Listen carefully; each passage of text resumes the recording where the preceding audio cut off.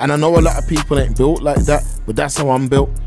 You're not accusing me. Michael Jackson, one of the most legendary artists that the world has ever seen. Legend. But the fact he paid them youths, you can't swear for him. The fact he paid 11 million, Noble, 11 million. Let's not forget, 11 million. You're going to reward a family who have lied and said that you've done one of the most despicable acts. You're going to reward that. Listen, we always fight on this one, and I know always. Exactly what you're saying. And I agree. I totally agree. But when you dig and you start to dig, and as I say, everyone is supposed to do the knowledge on this here, and you hear the dad call, that telephone call that was recorded. No, I ain't heard that. No. I want him destroyed.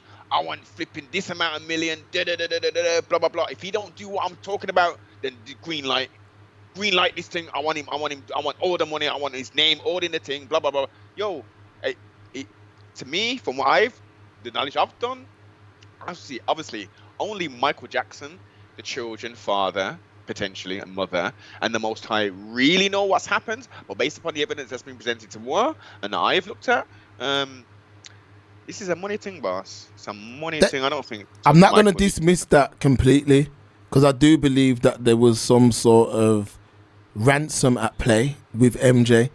However, let's take it away from Michael Jackson.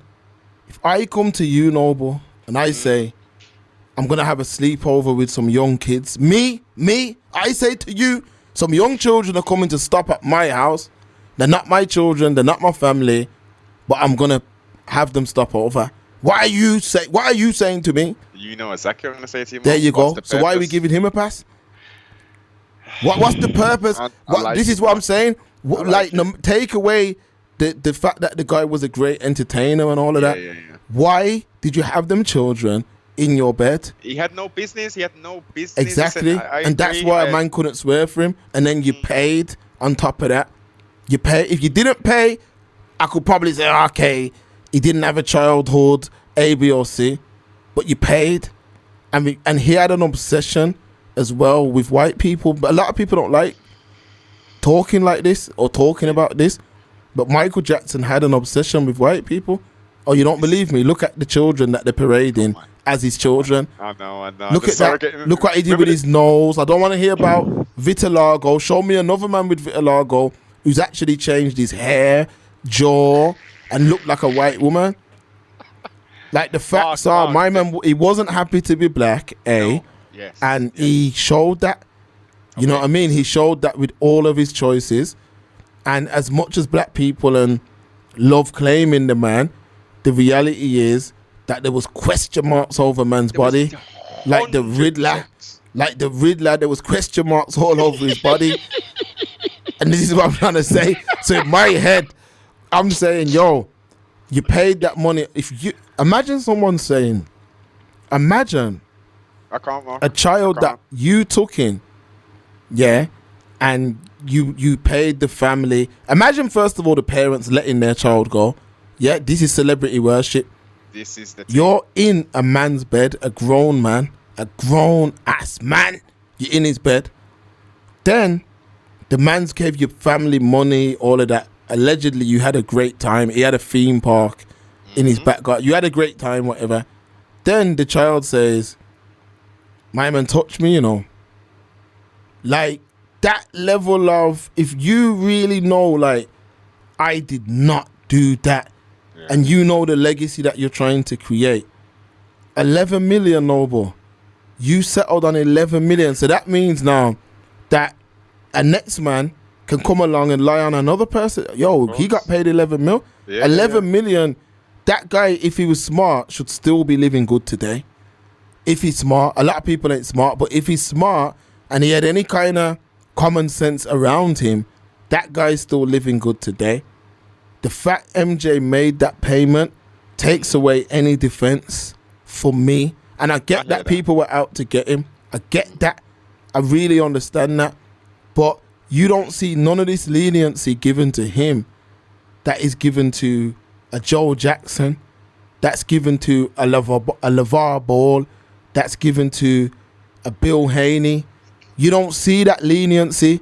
Why is it that your dad took 5 boys, you know, in one of the most racist places in the States, Gary, and Indiana. got them on cold, you know, got them. I'm a father, you know. I know how difficult it is. And these men in these times, you know, just after what was the era called? Jim Crow? Well, it was within sharecropping. Okay, so just after that era, a man took 5 black children, never mind Janet as well, got their talent, polished it to a point where they taken over the world. But then what did they do? They still made the dad a villain. So the same leniency that a man's going to give to Michael for having children in his bed, I'm going to give to Joe for being a strict dad, because that's what's missing. Yeah, man, I'm giving him credit because you was a strict father, and they made it where you couldn't even be celebrated, talking about how you made man hate their nose. You know how much time man have told me how big my nose is? You know how much, you know when I was growing up, Noble. Last thing I'm going to say, you know when I was growing up, you know how many people in the church, people when I used to go to Jamaica, would say how I'm black. Look when I was on that Muta Baruka show. Yes, come on, Mark. So what I'm trying to say to you is, it doesn't always mean, I'm not carrying I should have known. It doesn't always mean that a man was saying it to hate. It's that's something black people do. Yeah. Why my man's nose is broady? You ain't seen people talk like that. Come on, man. It's us that used to call each other. Look at that man there. You Blook African, you Blick African, and they used to call me Blicky. I had a name Blicky. They called this other geezer Blicky. Any man who was black, that's what you were called. But it's only because them man didn't realize I came from a very pro-black and proud family. So in my home, darkness was celebrated. So man couldn't strip me of that. Yes. See, you know them way there. A man couldn't strip me of them thing there because it was celebrated in the home. But a lot of men get back home and their own family are saying, you come out too black. You know what I mean? You come. They always going on about colors all the time.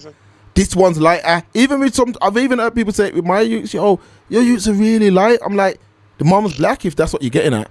Both parents, if that's what you're trying to get at, you know what I mean? Like, don't try and give any underhanded comments. They're just light because they light. You know what I mean? It doesn't mean we come in all shades. That's the beauty of being original, man. We do come in all shades of brown, man. Facts. We do. Now, the difference the major points, and you've laid it all out for me, Mark.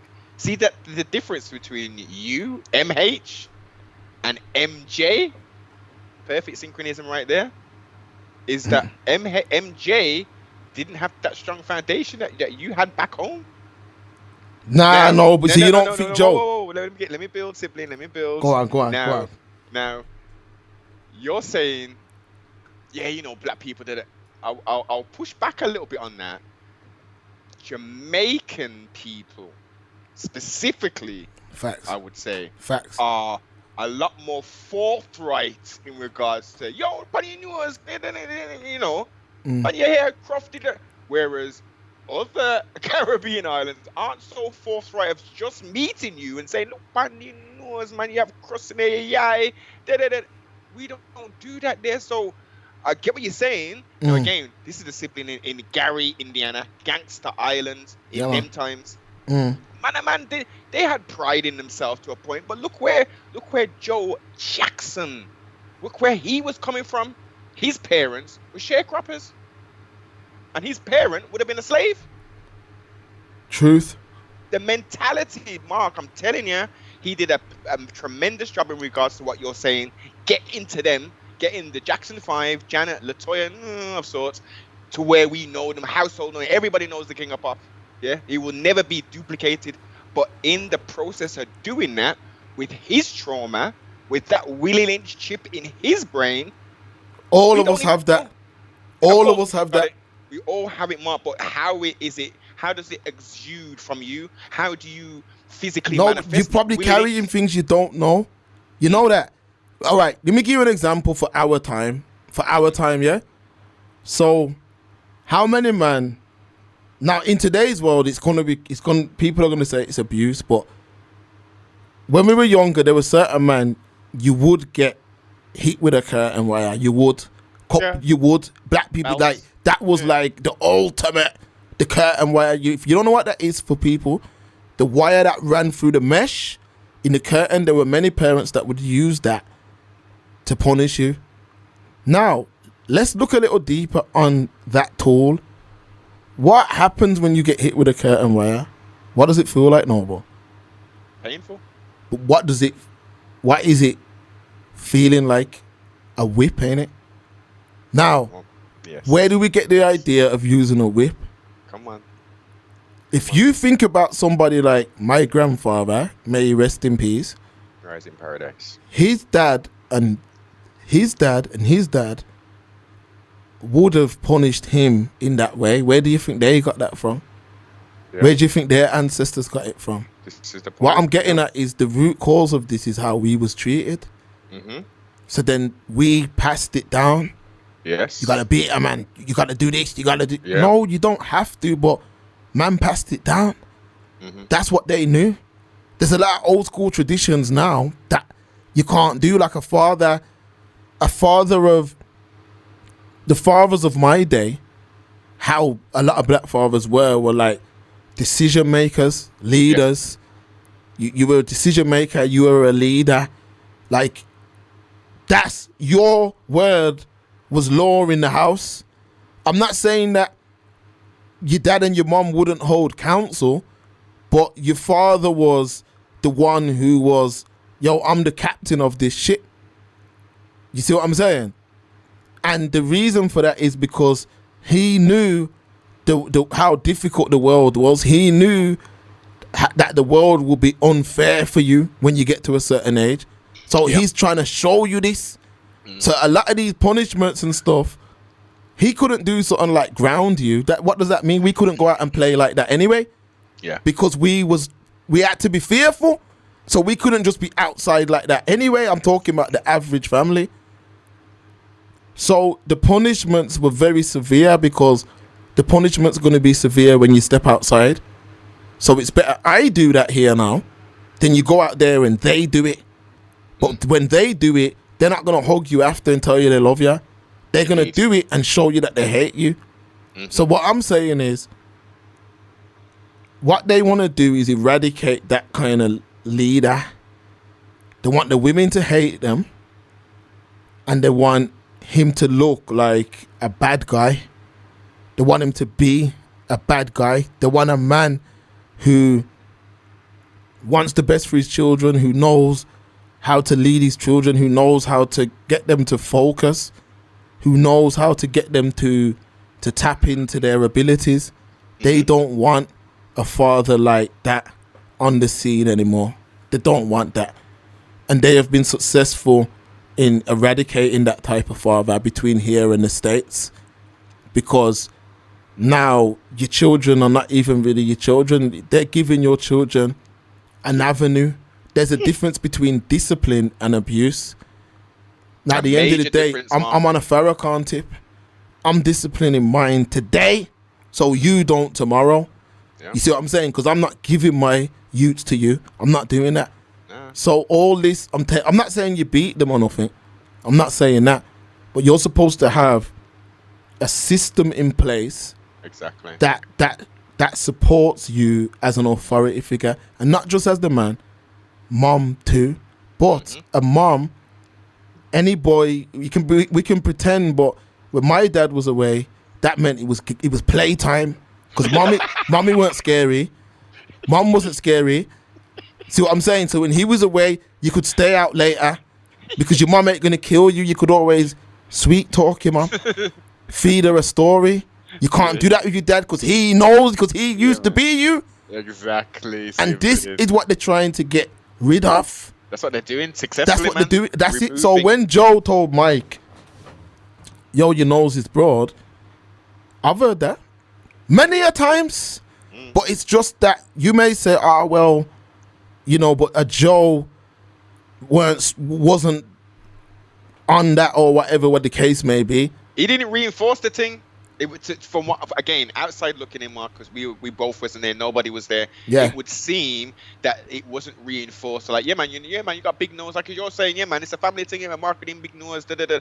But Mark, we love you, right? You know your color, you know where we come from, da da da. I don't think those additional things are done. I think maybe because look at Noble, stop. I have to just for the quick rebuttal, but there wasn't going to be them things because that was the norm, Noble. At that time frame. Yeah. No, I mean, it's normal. Mark's nose being big. What else is it going to be? I'm damn black. Coming from... What else is it going to be? It's not going to be pointed. I'm black. Like, what do you expect? Like, there was not going to be no your nose is broad because every man's nose was broad. My pops' nose is broad. My granddad's nose is broad. My uncle's nose, them are broad. So, that's like calling a man... We're not Tarzan. Too much man of Tarzan. You're not... that ain't you. You're not one of the... This is what I mean. You're not that...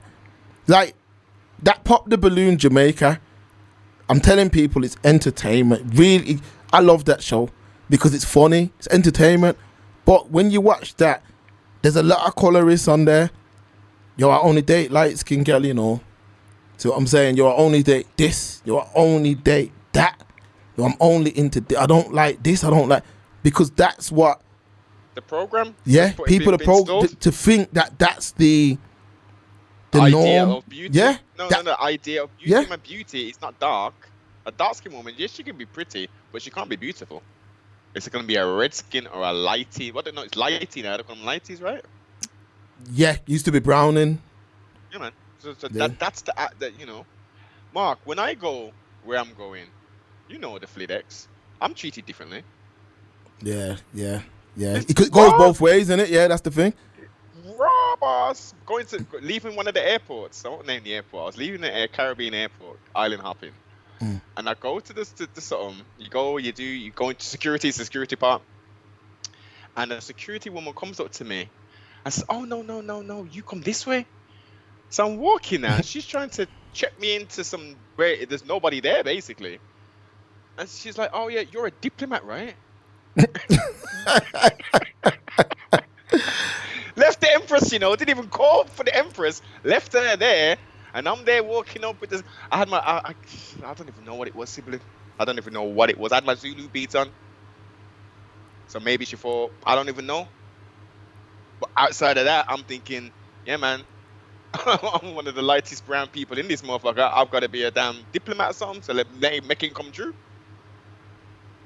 This shit's deep, boss. It's very deep. And each person is going to feel the colorism, the Willie Lynch chip, dark skin against light against dark, old against young, male against female, female against male, mother against daughter, son against, that's the chip that's been installed into us. And it's only now 6-7 generations down the line now where we're identifying, wait a minute, there's a Willie Lynch chip installed into us, whether it's a true document or not. We've did the build on that, whether it's the validity of the Willie Lynch letter. All we know is that physically in this round, growing year 2024, everything that was written in that letter, we can see playing out in our community. That's a fact. This is why I say it's in everybody, but it doesn't mean that a man, would never say to somebody, yo, you red, or yo, you this, or yo, I'll speak a fact. So I'll say, like, a lot of mixed race people that are my friends, they don't like when I say it, but I'll say, like, yo, there's nothing wrong, you mixed race. Like there's nothing wrong with saying I am mixed race. Like, why do you see that as a disrespecting? It's not. Your mom and dad made a decision that they were going to mix, and they mixed, and they made a mixed child. Nothing is wrong with that. If you want to identify as black, that's up to you. But you mixed race. Yeah. You are, and on a form, the facts are noble. If you're filling out a job application, it says black, it says white, it says mixed. Yes. There's an option for mixed. There's nothing wrong with that.